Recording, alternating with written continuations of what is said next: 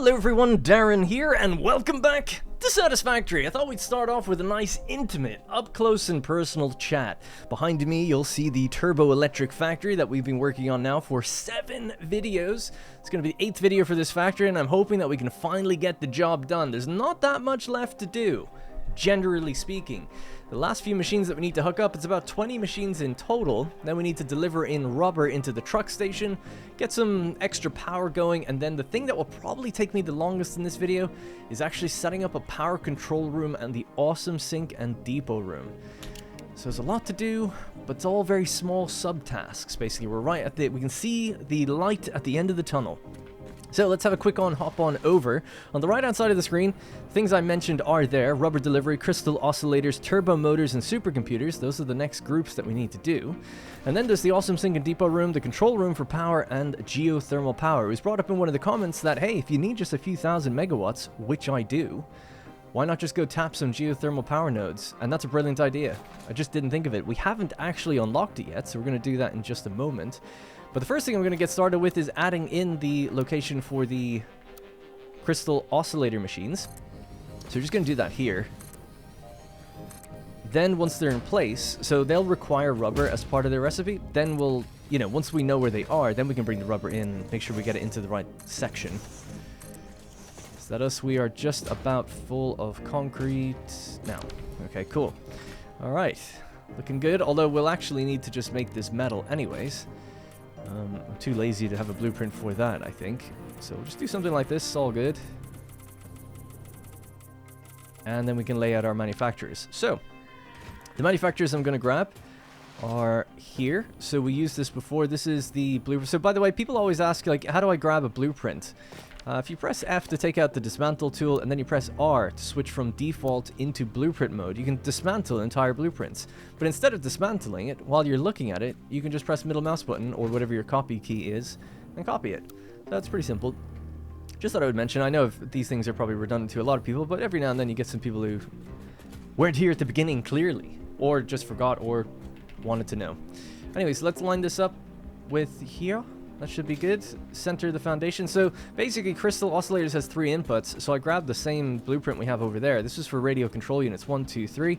It says in X meaning nothing, LLL, which means left, left, left. They're all going left direction from the machine's perspective, and the output is going to the right direction from the machine's perspective. So that's what we want. This is in the center. Yeah. So there's our first one. We don't need auto connect on. We'll just do regular. So that's number 2, number 3. And we need 12 in total, so 6 either side. 4, 5, and 6, is it? Did I already do 6? That's 3, 4, 5, 6. That's 6. Awesome. So, we actually don't have the recipe for this either, so just really quickly, the default recipe for crystal oscillators is quartz crystal, 18 per minute, 14 cable per minute, and 2.5 reinforced iron plates per minute. So let's just break out our MAM. Someone else asked in the comments recently as well, do I list my alternate recipes anywhere? No. I put up production documents so you can see everything I will use. So basically, you'd have to just look and say, like, okay, Darren's making a computer out of crystal oscillators and circuit boards. I don't have that recipe. It's obviously an alternate. If you want to find these alternates, obviously you just have to go around and find hard drives. If you go to satisfactorycalculator.com, you can see where they are on the map. And if you go to the wiki, so satisfactorywiki.gg, so just Google even satisfactorywiki.gg, and it'll take you there to the wiki that you want. That wiki will then show you, like, you type in computer, and it'll show you all the different recipes that's available. The game's gotten a lot better at that itself. If I was to type in computer here, we can of course see, like, it's used in these different recipes, or the recipe here, there's 2 alternates that I haven't gotten yet. Obviously I can't see them, but at least there's 2 out there. So looking on the wiki, you can reveal what they are. And if you do what I do, you just save up your hard drives and then kind of get the one you want when you need it, which is working out for me pretty well. We got really lucky actually in the previous video, because the things we needed just happened to get rolled immediately. I saw it before, but I don't see it right now. Crystal oscillator. Oh, there it is. Sorry. Insulated crystal oscillator. Gotcha. So that's going to be quartz crystal, rubber, and AI limiters. Awesome. Okay, cool. So now we'll just have a quick look. So we could have gone with quartz crystal, cable, and reinforced iron plate, but we're switching it up for what I would consider a more complicated recipe, really. You know, an oil-based product, rubber, and then a heavily complicated AI limiter, you know, electronic product. But you need less quartz crystal and the volume's a bit higher, so quite like it. Anyways, so this is the one we're going to go with, and we need 12 of these, like I said, so just copy and paste this down the line. If you remember, these are making cooling systems, they're nice and backed up. We were making radio control units, also backed up, and these are making high-speed connectors. So we have high-speed connectors now, so give me a hundo of those. In fact, give me another hundo from here, please. Great. So we can use that now to get our quick wire. 1,000, and then we needed motors as well, I think. Alright.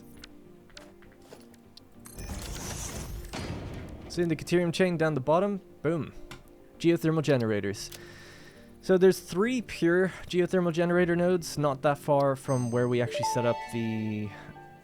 oh yeah, I've got that mod turned off at the moment, actually, cartograph, because it actually lags the game, which is such a shame, and it hasn't been updated, so unfortunately I probably won't be able to use it. That's the mod that basically displayed the buildings on the map. Such a great mod, but unfortunately it is having performance problems with 1.1, and it just hasn't been updated.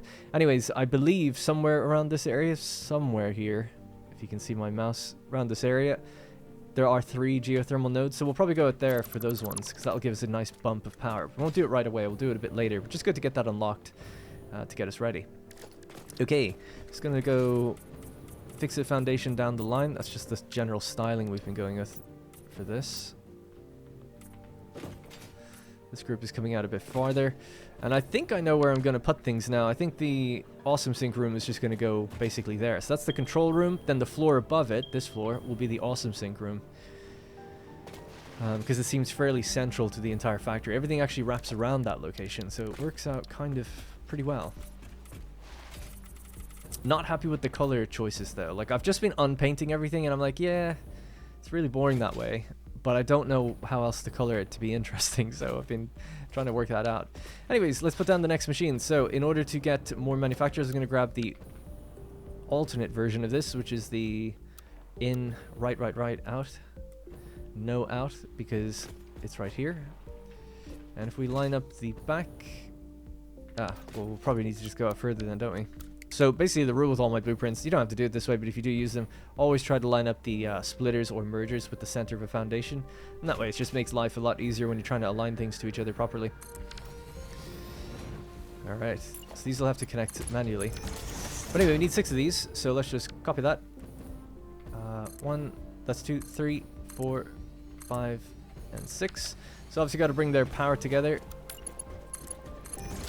Now we got to set their recipe. 100%, no clock speed shenanigans with these. Top floor is all, pretty much everything runs at 100%. It's only the supporting machines that are clocked strangely, mainly to support these ones, which are just running at 100. Okay, so let's just paste and paste onto each machine. And then hook up the power and they'll be good to go. That'll be the crystal oscillators. Well, obviously I need to do the logic, I suppose, downstairs.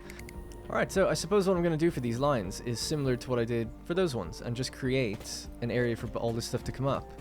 So, rubber AI limiter, so we'll need 3. Everything has to come up from downstairs. And we'll try to aim it in the same spot. That could look nice, but it maybe might be a little awkward to do. But I think we got the space. Alright, so we'll just set this to a 2 foundation. We'll get one of these guys in the center, back, and there. Now I just quickly need to look up, so what do we got? 18.75, so 18.75 times 12, or actually times 6 really. So Mark II will be fine for this. So we'll do quartz crystal at the back, so that's 1, 2, 3, 4, 5, 6. Is that it? I think that's it. I'll just go all the way down. Next one is rubber, 13.125. 13.125 times 6. So that's also going to be a Mark II. And that's where we want to go. And the AI limiters is pretty low, so that's just going to be a Mark I. Send that in. And that'll be that. Alright, there we go. So 12 machines all hooked up, crystal oscillators, and getting ready to be fed from down here. So this is where we actually have to do the logistics and find where things are going to come over. The only one I know right now is the AI limiters are done right over there. So yeah, they're just gonna have to be fed along this way and just go up, I guess. Just reorganize the mergers here actually for the AI limiters, so that we can just send it over to where it needs to go. So basically this one here is just gonna go straight out along this way, because these signs will be gone. So it's just gonna head this direction and then find a way to be split up into these little areas. This gas pipeline can obviously be raised because it's just gas, and that was a kind of a temporary placement anyway. Alright, just like that, we should be hooked up for AI limiters. Now, everything, like I said, is going to need their awesome sync depot room thing, but that's AI limiters now traveling along, going to this little splitter, and being split between these two groups together. The next one then will be, I suppose, the rubber, so we'll get that right. Actually, no, we'll do the crystal oscillators, because they come up here as well somewhere. If I recall correctly, it's just here. Oh, yes. Yeah, so this is the splitter that we had ready for it to be offset. Okay, cool. Alright, there you go. So that should be crystal oscillator. Yeah, there we go. Or sorry, is it? No, what am I calling it? It's quartz crystal. Yeah, there we go. Alright, just lowered those belts a little bit. Mark II'd out of its mind, going straight there. And this one as well. Alright, cool. So that's the rubber. Oh, sorry, that's the AI limiters and the quartz crystal. I think I was just kept calling that crystal oscillator, by the way, so sorry about that. Yeah, quartz crystal rolling along now. So Mark III. And then into 2 Mark IIs. And then feeding up. AI limiters are moving in nicely. Obviously, the machines aren't on right now, so they'll just get backed up. But yeah, looks good to me. Alright, now it's just the rubber. So got to do a rubber delivery, and then bring it all the way up from the truck station downstairs. Right, so I've just driven the route. Going to have to set this. So we need 247.5 per minute coming in here, because some of it's actually going to go straight to the turbo motors as well. So if we look at a stack is 200, there's 48 slots, it's 9,600. 9,600 divided by the 250 or thereabouts I just mentioned, so that's 38. So it takes 38 minutes. So set this to be 60 times 20, set it to be 1200 seconds. And it'll wait here for basically 20 minutes before it has to go and do another run. So I'm happy enough with that. When it pulls in, then we'll just hide the nodes, and that should be totally fine. But that's the... well, I'll wait for it to actually happen, but that should be the rubber delivery done. We'll send this out the same way. They all seem to go out this way, so I kind of like keeping that consistency. Yes! Look at that. We love to see it. Oh my god, it's like a full load. Nice, good job, truck. What do you got on you? Yeah, nice, emptied. Right, so, Mark III, all the way over. Oh, so that's... I did have it right the first time. It looked like it was off to an angle. So right there.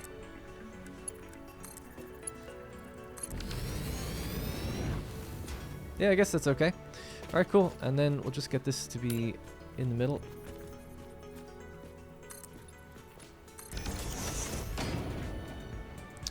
And that's the rubber out. Great. So this will have to be divided in 2 different places, but it can go up to that logistics floor generally.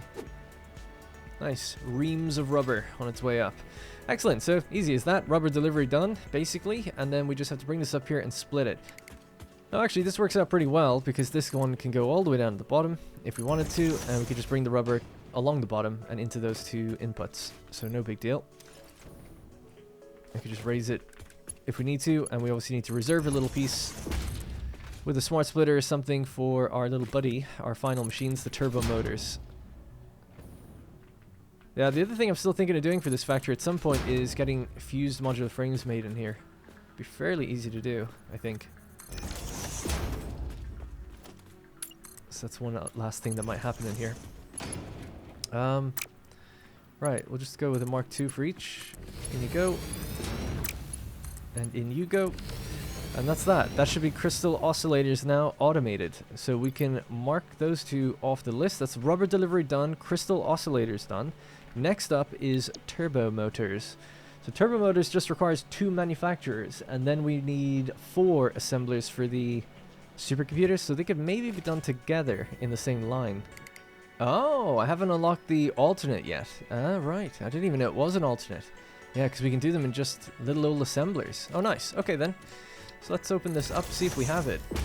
I haven't actually checked. Super. There it is. OC supercomputer, an overclocked supercomputer, maybe? So we have cooling systems and radio control units. That's how we can make it. So it's a huge saving. Well, it's not really a huge saving, but like logistically, you need a lot less than the standard recipe. So now we can, and then we don't even need manufacturers. We just need these guys. So there we go. Simple as that. Just lock these in on each machine. Now, the good thing with these two requirements, radio control units and cooling systems, is we make them on this floor. So the cooling systems are made right there, and the radio control units are made right here. So we're gonna bring them along this line, somewhere just along here. All right, we have just about arrived. So these will be the radio control units in along the bottom there. Please, thank you. And then the next group will be here. These are already lined up perfectly for me, so we'll just go like this. That's gonna go right in there. And this is the cooling systems. Now again, both of these need some overflow. They could actually maybe flow out the end of their own belts, because that'll be more toward that area. This could just stay as a Mark 1 now. And that's it. It's gonna take a little while, but these two guys are gonna come on over. Radio control units, cooling systems together, they will make our supercomputers. So we're making 12 supercomputers per minute. And they're not going anywhere. They're just going to go into a depot for now. Obviously, we could use them in the future. Send them into a truck station or something, or drone port, perhaps. The turbo motors, we're only going to be making 3.75. So I don't know if that's enough to do anything with, to be honest. But maybe. One thing I wanted to point out about the crystal oscillators, we make 22.5 of those. So there's 12 machines, all at 100%. That's 22.5. We don't use them. But a late game item is the superposition oscillator, and they can only be made with crystal oscillators. There's only one recipe in the game for them as of yet. And it requires that. So they require 5 per minute. Just for one machine. So I'm making 22.5, and that's because I want 2.5 just for myself, and the other 20 I'm going to save purely for the superposition oscillators. That should allow us to make 4 of those machines in the future. Okay.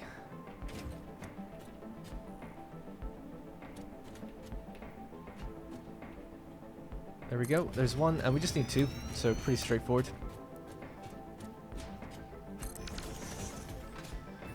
Awesome. Alright, they should line up together nicely. They're in their own little section. They're along with these guys, obviously, but they're in their own section. And this would... I could maybe push these out further just to line up their mergers together if I wanted to. Oh, didn't unpaint these properly, I guess. Pretty sure we did, but okay. Alright, and yeah, it's just a matter of linking these up. So the nice thing now is that these are going to take cooling systems and radio control units. So these just have to stay at the same height. That just makes life a little bit easier. Now, the other thing they take is rubber and motors. So they'll be traveling along the bottom and the top respectively. So the rubber, we have rubber coming up here already at the top. And the amount of rubber we need is 90 per minute. So a Mark II will do the job. And then straight along here, we'll build our smart splitter. And we say that the overflow is going to the left.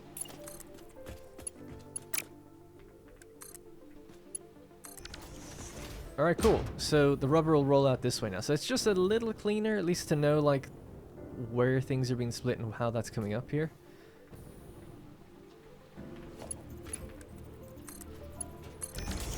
Alright, cool. So there we go. That'll just go straight in. Nice. So that's the rubber. And then the last thing is the motors. So they're going to travel along the bottom. If we can make that happen, that'd be nice. Motors. Can't quite remember where they're coming up. Oh, I remember now. The motors are along the roof here, like this. So, yeah. I actually gave that smart splitter already, knowing that we do this. Great. This is perfect. Good job, Darren. Someone's done... Again, I'm always impressed with myself when I'm like, oh, he's actually thought this through. Because I totally forget. It's only been a couple days since I recorded. But I just forget. Right, so, yeah, we could say then...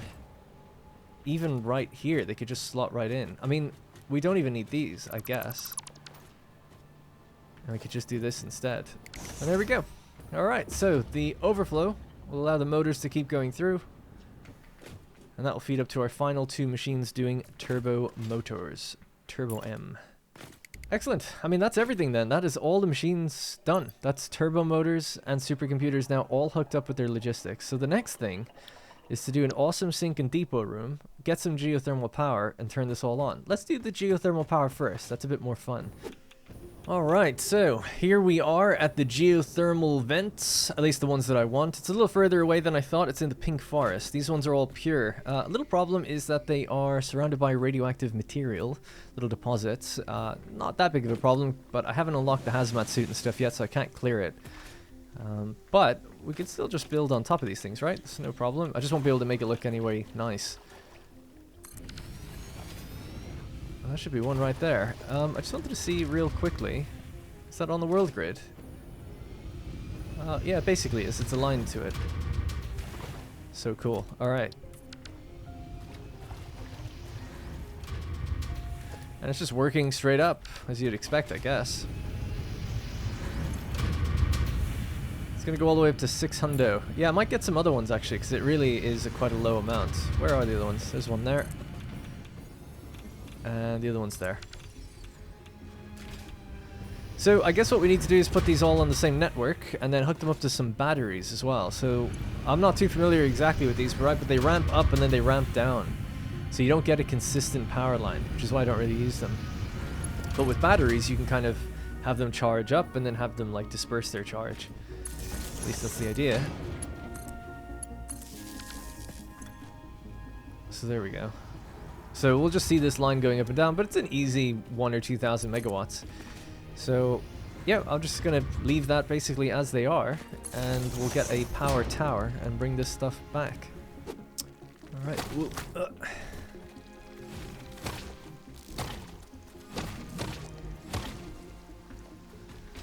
All right, here we are then, smack bang in the middle of the desert. What the? Oh.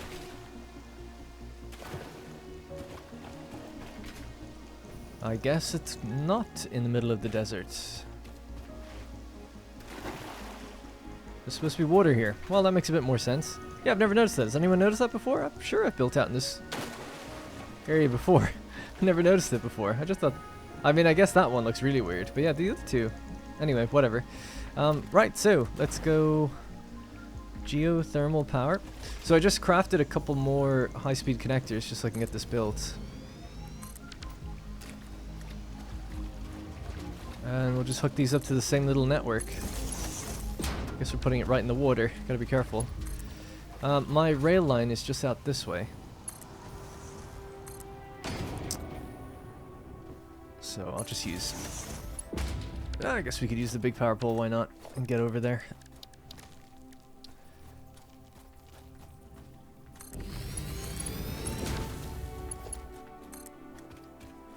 Alright, so you just want to connect it up to the rail line. The other one is off in that direction, and then we can clean up these in the future. Oh yeah, there's oil here. Yeah, in my stream world, from a while ago now, we did build on that oil. And I'm pretty sure I got the geothermal, but I just don't remember it being submerged like that. Well, there we go. We are now hooked up with 2 more. One was normal and one was impure, and then 3 pure. So I think impure is 200. I think. You can see it vacillating now. Ugh. All my work going into stable lines, all out the window. And our factory, seeing as it's encroaching across the desert, it's actually not that far away now, really, from where we were. So that's good. Alright, cool. So with that little bit of extra power now, I have the confidence to start turning some of this stuff on. Alright, so now that geothermal power is out of the way, I wanted to talk power management very quickly. I won't be able to do the full nice power room that I really would like to for this episode because it's just getting a bit long already, but I might do it on a stream, just kind of a cosmetic focus like troubleshooting this factory and then also making sure the power management room is all working correctly. That could be kind of fun, kill a couple hours that way. And that way I get you your video sooner where it's more just based on logic. But anyway, I just want to touch on this really quickly. We had a look at this blueprint a couple episodes ago. It's called the Cable Runners 7 × 5 foundations. So it's 5 foundations in length. And it has 7 little outlets organized by straight beams, so you can just follow the beam to know, you know, where you're going. Sometimes it can be even more helpful if you want to color the beams individually, so it's like, okay, the blue line goes XYZ direction and it goes into these groups of machines. You could color your machines blue then.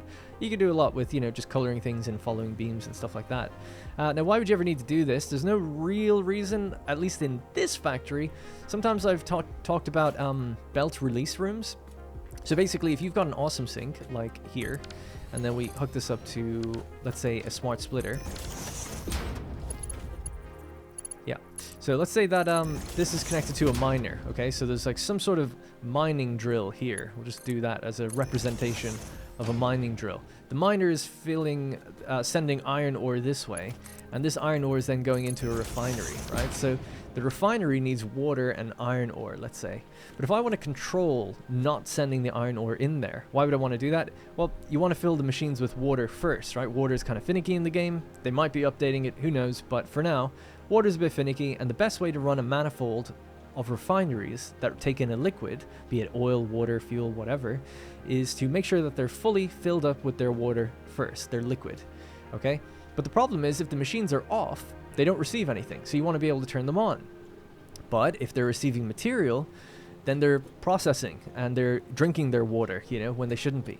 So you can get around that by having your miner send the iron ore directly into an awesome sink, right? So this would be a smart splitter, and we say anything goes into the awesome sink, and the overflow goes into our group of machines. So how's it ever going to overflow if it's going into an awesome sink? Well, we hook it up to a power switch, and then we can say, by flicking this switch, we're releasing the ore into the refineries. So we don't need that for this factory. Generally speaking, it should be totally fine. We could do that though for like the big copper refineries and stuff we have, but we shouldn't need to. With the nuclear power plant I'm planning, we will probably need to do something like that, and have a few different kind of catch-all situations where an overflow sink is turned on or off depending on a situation. But anyway, that's just an example of why you might actually want to use some sort of power control area, right? If you really wanted to help yourself with troubleshooting. For us, don't really need to do it here.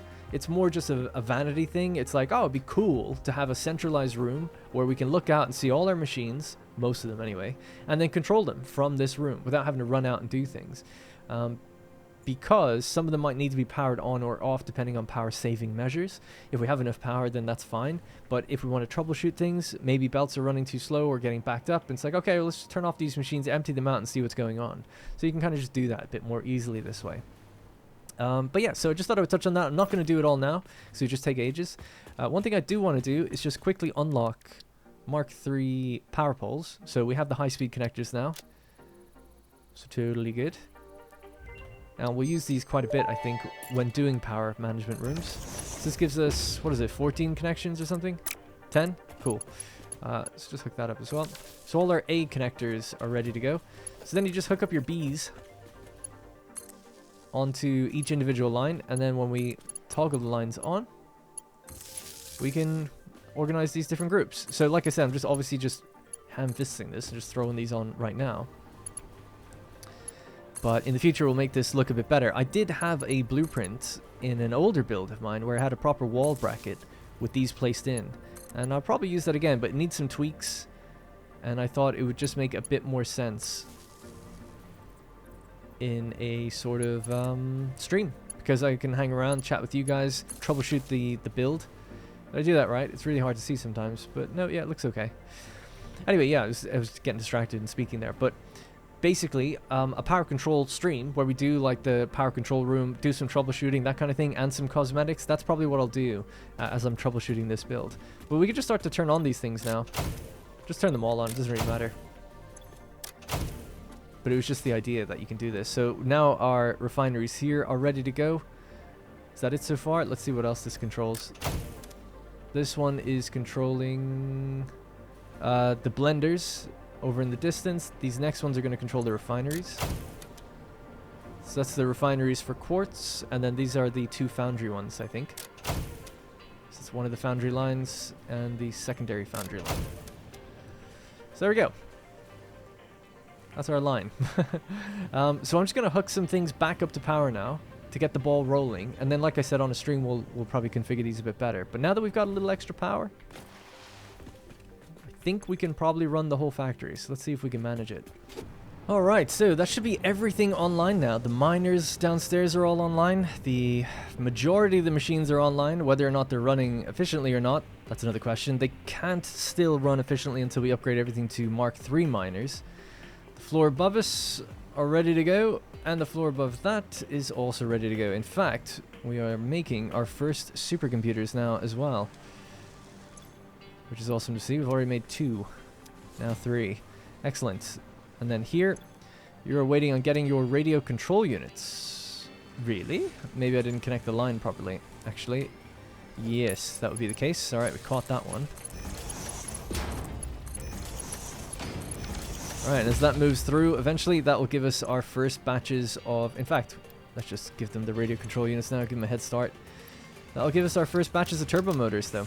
We already had 17 from our manual crafting before, but now they're automated, at least to an extent. So we can start making Mark III miners and stuff. So we need to check the power. You know, I just threw everything on. I know that the geothermal is not going to be enough to cover this.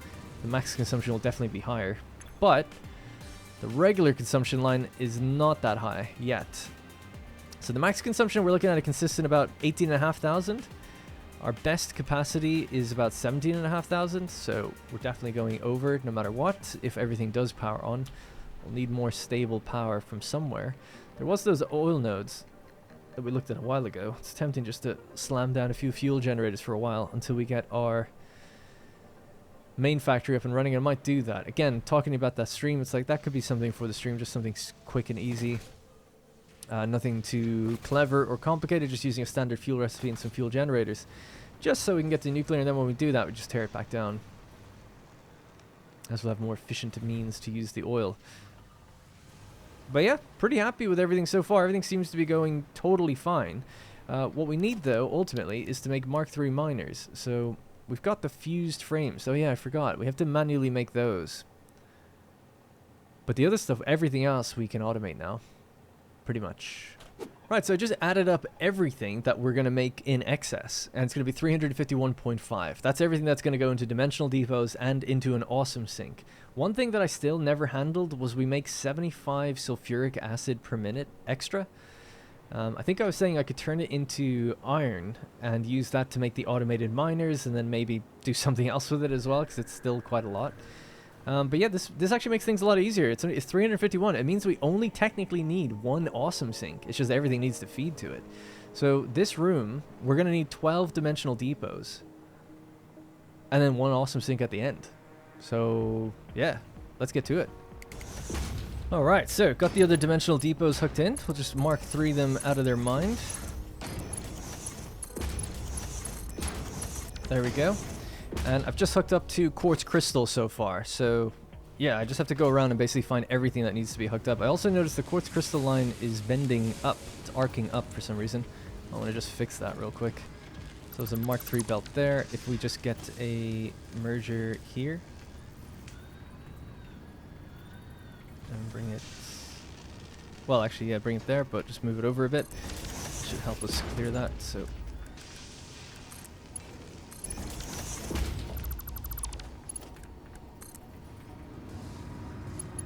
there we go.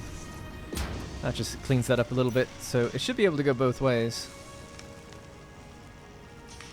Looks like we're not making that much though. You know, that's the thing that will probably have the most problems, the silica and the quartz crystal, because it depends on recycled water. So this is the excess amount that has to go somewhere else, I believe. This bit. So overflow out the right or left. So again, yep, we'll just maybe get this in place here. There's going to be a lot of things merging onto this from all different locations. Let's just do that and this. So now you can go down here and you go in there. Alright, cool. Our master line has its first taker. Oh, so there's going to be a lot of this. One area I know that needs it is the wire downstairs. So there's like a tiny piece of 10 wire left over from all of the machines here.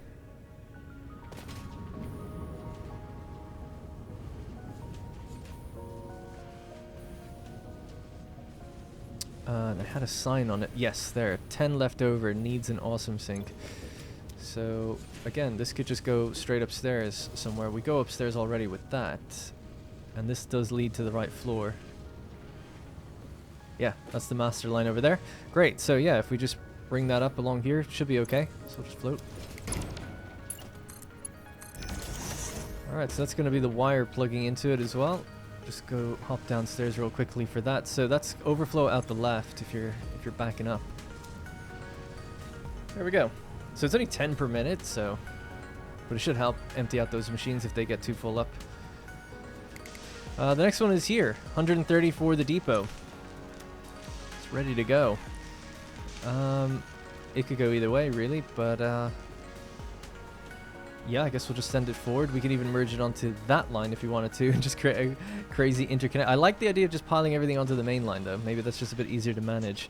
So let's try that instead. So yeah, so you're already good to go.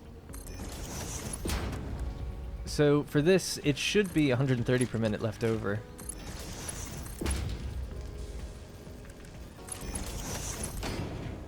So again, I would just feed it over this way onto its master line.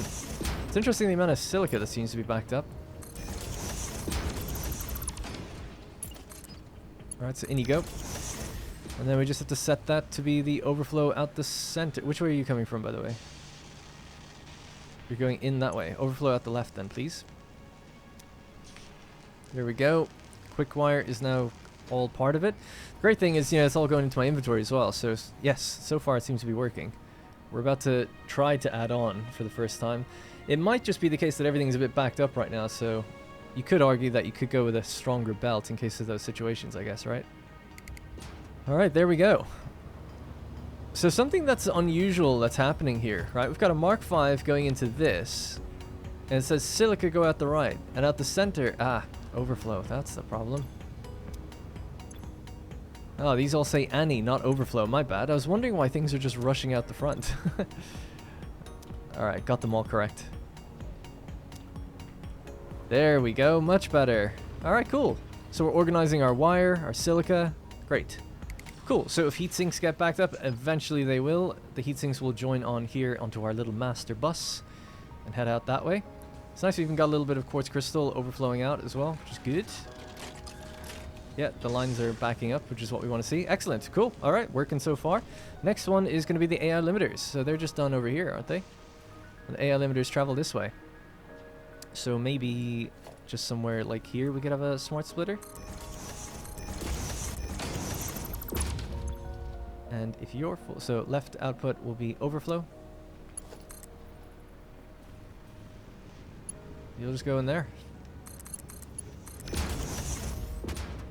So a similar situation with the cooling systems. We're left over with just 1 per minute. So they travel all the way through to here. So I would just continue this and then bring them out. And down.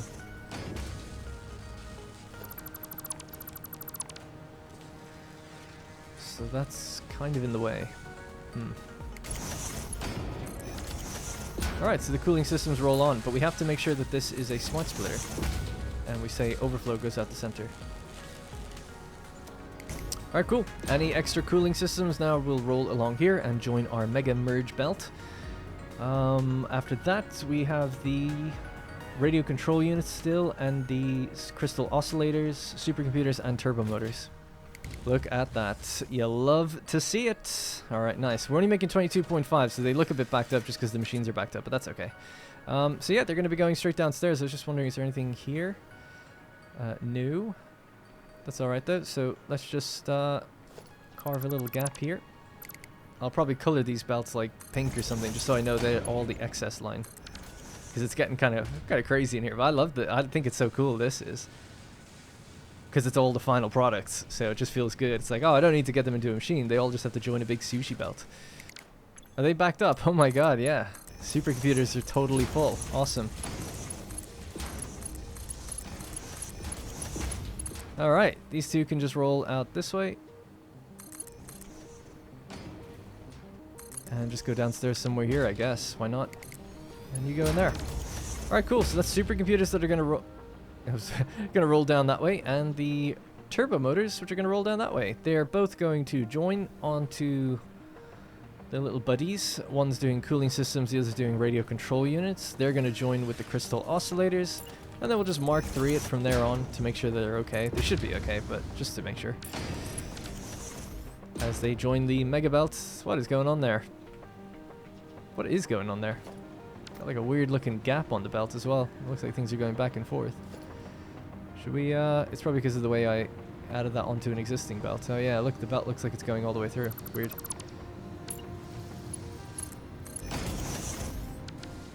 Huh, strange. Well, anyway, all good now. I think that's it. That's everything hooked up now. So, in theory, given some time, we'll see all of these containers fill with all the little bits of stuff we've been making. Obviously, it'll go into the depot first, so we have to wait for all the depots to get full. So, radio control units are starting to fill up this container now. Because that's full. There we go. Excellent. Alright, that was actually so much easier than I thought. I thought I was going to have a big room of like 12 awesome sinks, but I just didn't really think about the fact that we're not making that very much high volume for that stuff, so we don't need it. But there we go. So we're making all the components. So the last thing I want to do in this video, before I think I will do a stream where we kind of do some cosmetics and try to clean up the building a bit, but I'm not going to add any new machines or anything. The logic is all the same. And then it would be nice to build the power plant and stuff in the future so that I can run the aluminum factory higher, and then we can run this place higher. But one thing I'd like to do is advance the nuclear power milestone. I think we've got what we need now. Certainly we have it going into the dimensional depots, so we should have it by the time I get over there. Oh yeah, we need the hazmat suit. Keep forgetting that. So fabric, coal, and iron. Ugh. Fabric. This one though. 50 supercomputers, 200 heavy modular frame, 1000 cable, 2000 concrete. Got a lot of it already, at least some of the tougher things. So 1000 cable, there's 600. The concrete's 2000. Got 1500. The supercomputers might be in there now. Yep, 27 and gaining. Love to see it. So it'll just take a little while for the cable. The heavy modular frames. Let's see what we got. 150 as well. Alright, let's just wait a little bit of time and we'll have everything we need. Alright, so just as we're waiting on stuff to be made for the milestone, I thought we could talk through this build one more time. This will be the last video in it for a while, but like I said, I'll continue a little bit on the stream, just doing cosmetics and the power control room, just to make it look a bit better. It's all just basically on the visuals, pretty much. I won't be moving or redoing belts. The only thing that could change is the water recycling hasn't been tested.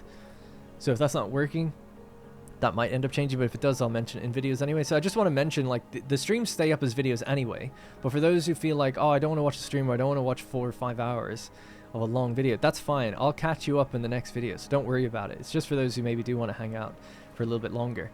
So anyway, we have the train station pulling in quartz, pulling in aluminum alclad from over there. The quartz is obviously coming from the Titan Forest. We were going to get copper, but then we decided to cut that off and supply the copper ourselves. However, it requires upgrading to Mark III miners, which we can do now. Then we've got, is it coal? Yes, coal coming in here. All right, so, and then obviously the truck stations that are delivering in a bunch of different things. Namely rubber, copper, and limestone. Yeah, we do also produce limestone here locally. Right, so the limestone goes into these refineries to make concrete. The concrete rolls out and goes into our foundries. The foundries also take in the coal and iron ore. The iron is local. The coal comes in via train. So that produces steel. The steel rolls in and mixes with the concrete to make our steel pipe. The steel pipe then rolls down and goes into making motors, basically. So the motor production is just around the corner here. So we can see the steel pipe rolling in to the bottom and the top. That's to make stators and rotors, and then that goes into making motors. But if we back up for a second, we can also see that to make the wire that's going to go into the stators and the rotors, we needed to mix deuterium. So this deuterium goes down and just goes into this block here. So the deuterium, of course, is coming all the way from our large outpost up on top of the cliffs. That's doing sulfuric acid mixed with water, mixed with deuterium to make leached deuterium ingots, which travels down from there, along with some extra water and some extra sulfuric acid. Some of that sulfuric acid comes down and gets made into leached copper ingots, an alternate recipe. We're just a bit low on the copper, like we said, at the moment.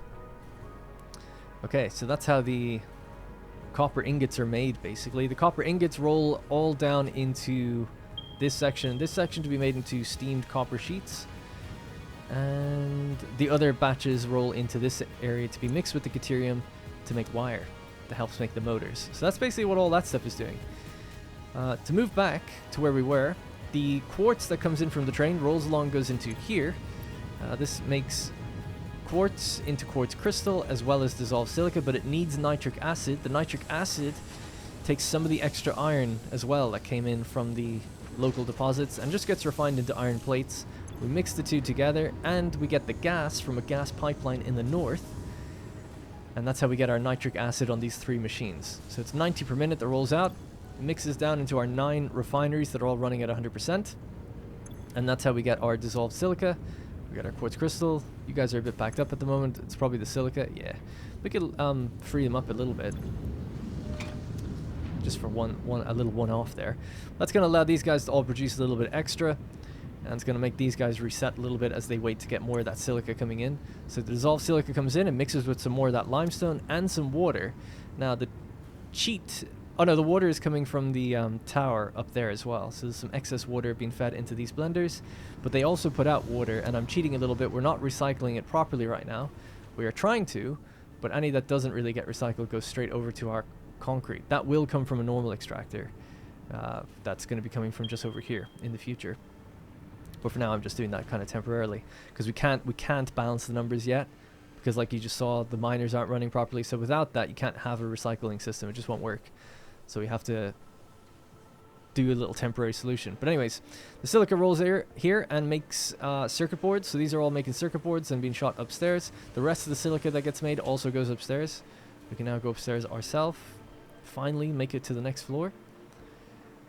On this floor then, we have AI limiters being made here. So some of those copper sheets that we saw earlier gets mixed with some of the quick wire. Quick wire is made here, by the way. So again, it's a simple copper plus deuterium system that gives us quick wire. It's called fused quick wire, I think. That rolls out and mixes with the copper sheets. That gets made into AI limiters. The AI limiters are ultimately going and getting made into the crystal oscillators, which are here, and they just roll out into nothing right now, into our pockets. But in the future, we'll use them for superposition oscillators. Oh, we're almost at the end. What else? The quick wire that we make here, the majority of quick wire is actually made down this way. So these are all quick wire machines, all in a line. And their quick wire feeds up directly into a manufacturer each. So each one here is getting the exact amount it needs from each assembler. At least it should be. So they get their quick wire, they get their silica, and they get those circuit boards we saw downstairs to press them into high-speed connectors.